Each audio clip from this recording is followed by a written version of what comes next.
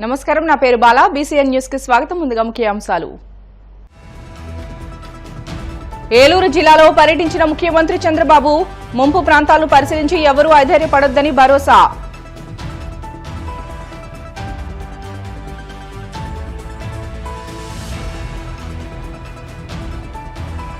తూర్పుగోదావరి జిల్లా దేవరపల్లిలో ఘోర రోడ్డు ప్రమాదం.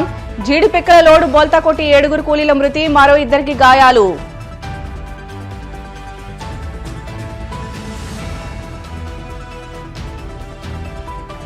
ఇంత దుర్మార్గమైన పాలన ఎన్నడూ చూడలేదన్న మాజీ సీఎం జగన్. అక్రమంగా కేసులు పెట్టి మా నేతలను వేధిస్తున్నారంటూ ఆరోపణ.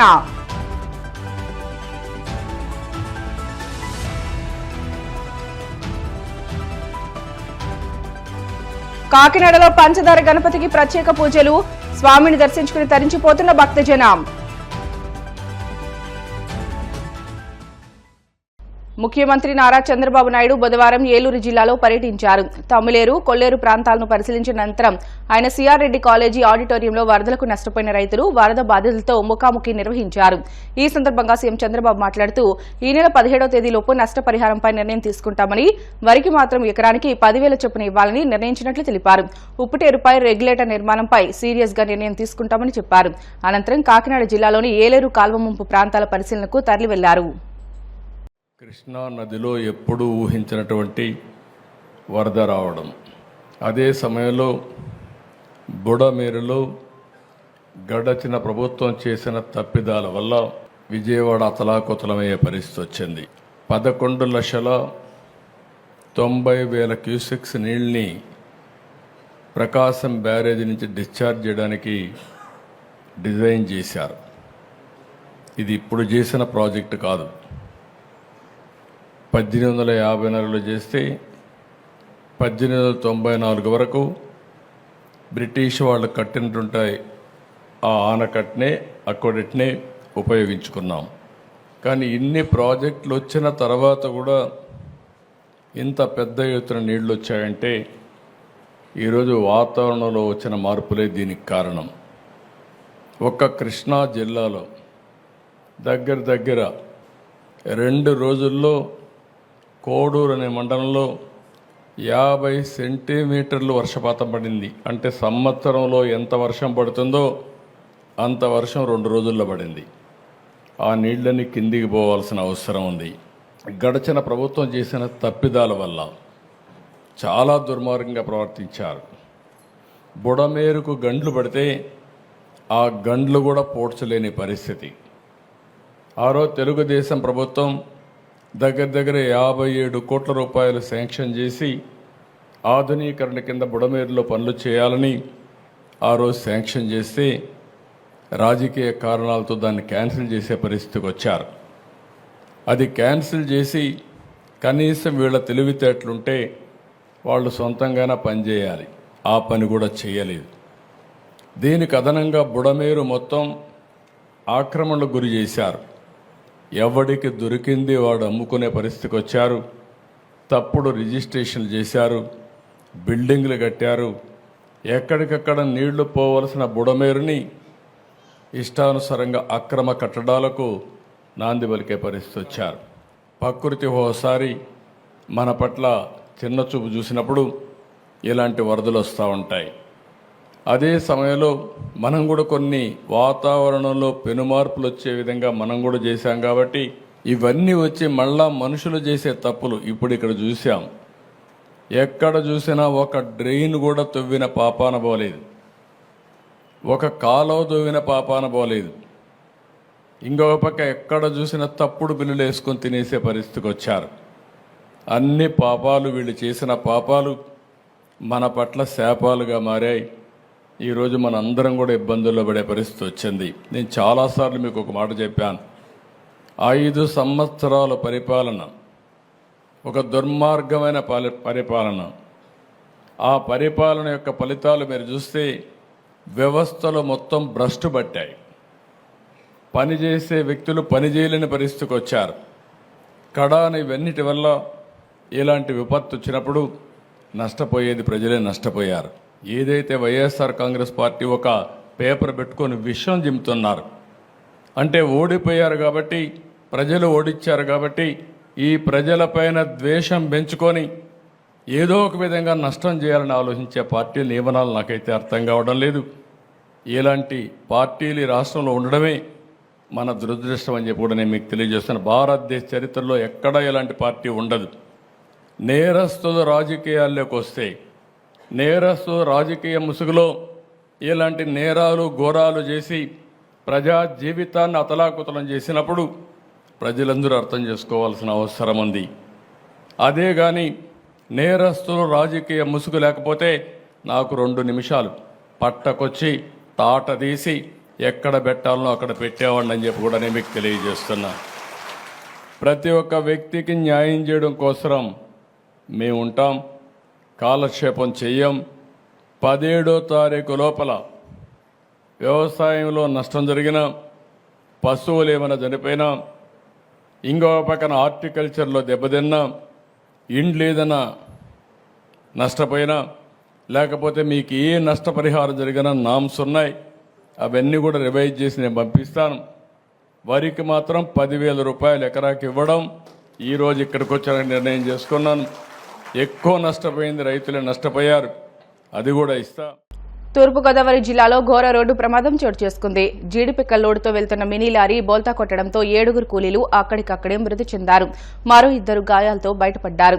ఏలూరు జిల్లా టి నర్సాపురం మండలం బొర్రంపాలెం నుంచి జీడిపిక్క లోడుతో తాడిపల్ల గ్రామానికి వెళ్తున్న సమయంలో మినీ లారీ బోల్తా పడింది. మితిమీరిన వేగమే ప్రమాదానికి కారణమని తెలుస్తుంది.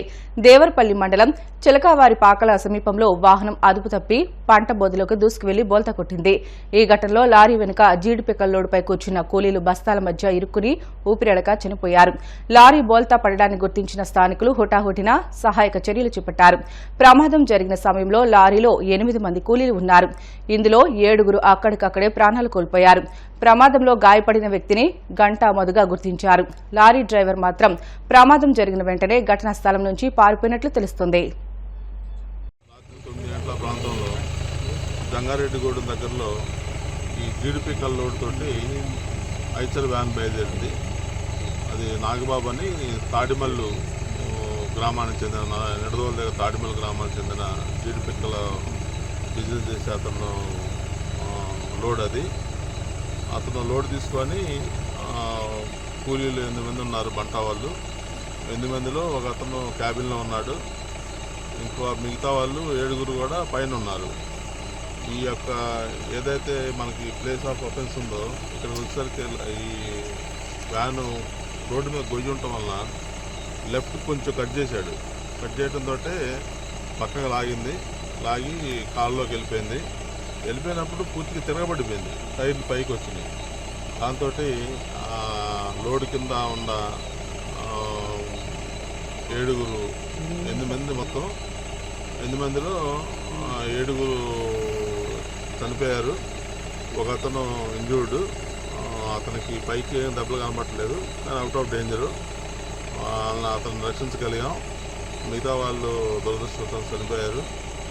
క్యాబిన్లో ఇంకో అతను బంట అతను ఉన్నాడు, అతను క్షేమంగానే ఉన్నాడు.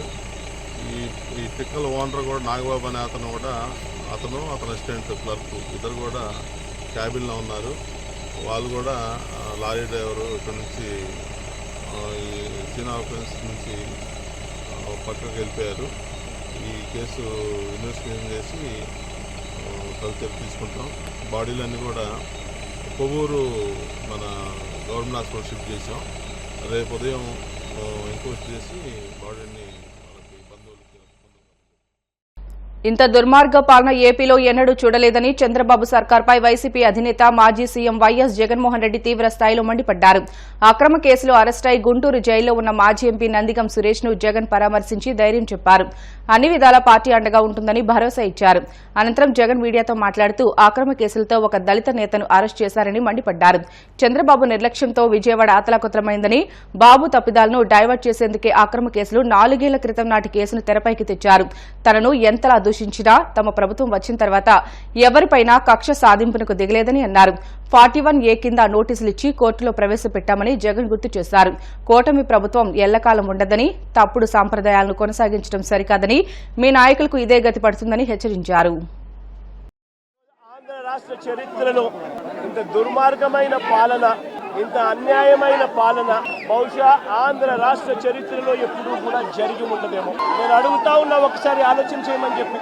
అసలు ఈ రోజు ఒక దళిత మాజీ పార్లమెంటు సభ్యుడు సురేష్ తనను ఏ రోజు అరెస్ట్ చేశారు?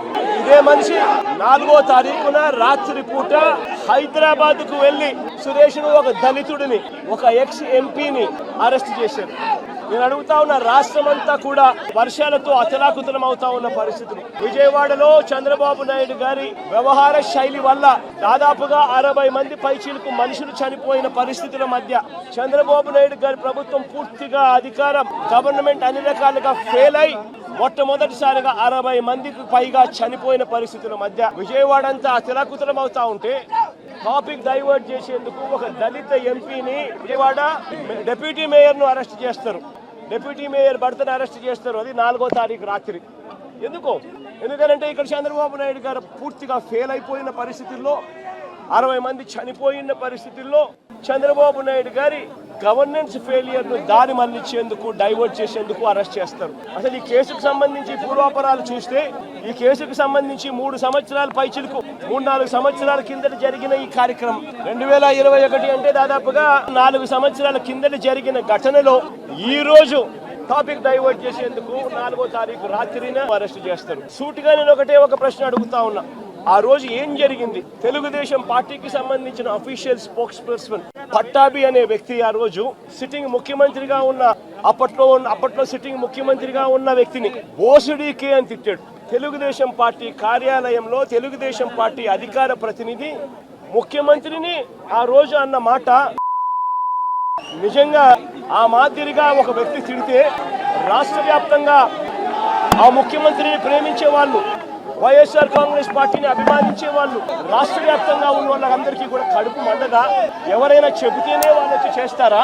కడుపు మండిన వాళ్ళు, ఈ అన్యాయాన్ని చూడకూడదు అని అనుకునే వాళ్ళు, కొంతమంది తెలుగుదేశం పార్టీ ఆఫీస్ దగ్గర తెలుగుదేశం పార్టీ వాళ్ళు తప్పు చేసిందే కాక ధర్నా చేయడానికి వచ్చిన వాళ్ళ మీద దాడి చేయడానికి కూడా ప్రయత్నం చేశారు. ఆ దాడి జరిగిన పరిస్థితుల్లో, ఆ తోపులాటలో, ఆ తొక్కిసలాటలో తెలుగుదేశం పార్టీ ఆఫీసు మీద కొద్దో గొప్ప రాళ్లు పడిండొచ్చు. జరిగిన ఘటనను ముఖ్యమంత్రిగా నన్ను అన్నా కూడా చంద్రబాబు నాయుడు గారి మీద కక్ష సాధింపు చర్యతో వ్యవహరించాల. నీ ఇష్టం వచ్చినట్టుగా నువ్వు అరెస్టులు చేయడం మొదలు పెడతా ఉన్నావు. రాష్ట్ర వ్యాప్తంగా కూడా ఇదే జరుగుతూ ఉంది. ఇదే మాదిరిగానే రాష్ట్ర వ్యాప్తంగా కూడా జరుగుతూ ఉన్నాయి. ఒక తప్పుడు సాంప్రదాయానికి మీరు నాంది పలుకుతా ఉన్నారు.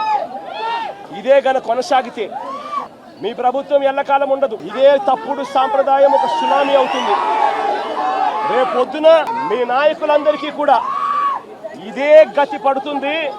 ఇదే జైల్లోనే మీరంతా కూడా ఉంటారు. రెడ్ బుక్లు మీరు ఒక్కరే పెట్టుకుంటారని చెప్పి మీరు అనుకుంటున్నారేమో. రెడ్ బుక్ పెట్టుకోవడం అనేది చాలా సులువైన పని. అదే పెద్ద ఘనకార్యం కాదు, గొప్ప పని కాదు. ఆ తర్వాత రెడ్ బుక్ లో పెట్టిన పేర్లన్నీ చూసుకొని వాళ్ళని ఇరికించడము, వాళ్ళ ఇళ్లను ధ్వంసం చేయడము, వాళ్ళ ఆస్తులను ధ్వంసం చేయడము, వాళ్ళ మీద దొంగ కేసులు పెట్టడము, ఇదే ఒక పరిపాలన కింద రాజ్యాధికారం చేయడం మొదలు పెడితే మాత్రం రాజ్యాధికారం ఎలా ఉంటుంది అంటే ఇప్పుడు చంద్రబాబు నాయుడు గారి పాలన ఎలా ఉందో. తిరుపతి నగరం సప్తగిరి నగర్లో వినాయకుడి మండపంలో విగ్రహం ముందు యువతీ యువకులు అశ్లీల నృత్యాలు ఘటనపై అలిపిరి పోలీసులు కేసు నమోదు చేసి 7గురిని అరెస్ట్ చేశారు. వినాయక చవితి ఉత్సవాల్లో రికార్డింగ్ డాన్సులు, అశ్లీల నృత్యాలకు తావులేదని, నిబంధనలు అతిక్రమిస్తే చట్ట ప్రకారం చర్యలు తీసుకుంటామని తిరుపతి ఎస్పీ ఎల్ సుబ్బారాయుడు హెచ్చరించారు. సరదాల పేరుతో సంప్రదాయాలను పూర్తిగా మంటగలుపుతున్నారంటూ పలు విమర్శలు వెల్లువెత్తుతున్నాయి. ఇలాంటి వారిపై పోలీసుల చర్యలు సబబే అని ఆధ్యాత్మికవేత్తలు అభిప్రాయపడుతున్నారు. బ్రిటన్ షార్ట్ బ్రేక్ తీసుకుందాం. Stay with us.